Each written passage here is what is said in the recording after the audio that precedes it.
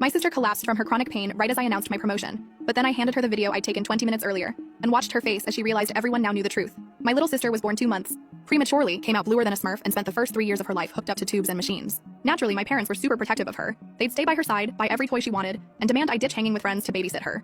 At first, I thought this was right. She was my chronically ill baby sister. But then she got older, she got healthier. She no longer needed tubes or machines and could live normally. However, by this point, she had learned that being sick got her whatever she wanted, whether that be materialistic things or just sympathy and attention. It started with her headaches, mysteriously coming back whenever she was doing homework. My parents would take the homework away before replacing it with ice cream, and by the time Emma turned 11 and I was 16, she had perfected her act.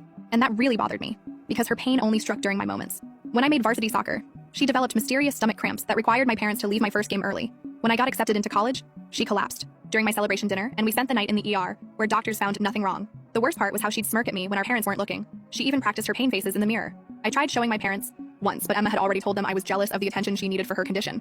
My boyfriend Jake lasted 8 months before Emma got to him. She created fake screenshots of messages where I supposedly called her a faker and wished she would just die already. The breakup happened at a coffee shop. Jake slid his phone across the table, showing me the evidence Emma had compiled. He said he couldn't be with someone who treated their sick sister so cruelly. Emma texted me a selfie wearing the hoodie Jake had given me. That was my breaking point. For 5 years, I had watched her steal everything, so I started watching her closely, way more closely than anyone ever had. And I noticed a pattern. Every time she was in pain, she always grabbed her right side. Whether that's her head, her kidney, always right side. She always called specifically for mom, always rated her pain between 8 and 10, and always recovered in exactly 2 to 3 hours, which was just long enough to ruin what I had planned. Once I knew this, I developed my plan. And last Sunday, it went down better than I ever could have hoped for. We were having our monthly family dinner with all the aunts, uncles, and cousins. 20 minutes before dinner, I went up to the bathroom, where I recorded a video. I explained in the video that I was about to make a fake announcement about getting promoted at work. In this video, I predicted exactly how Emma would react. I said she would wait for the applause to die down, then grab her right side and whimper for mom.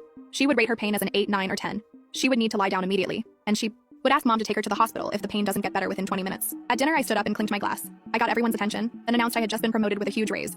If you don't want to wait for part 2, you can watch the full story on my YouTube channel. Just click on share, and then more, and then click on the YouTube link here in my profile, or search for the Flag Stories Reddit channel on YouTube.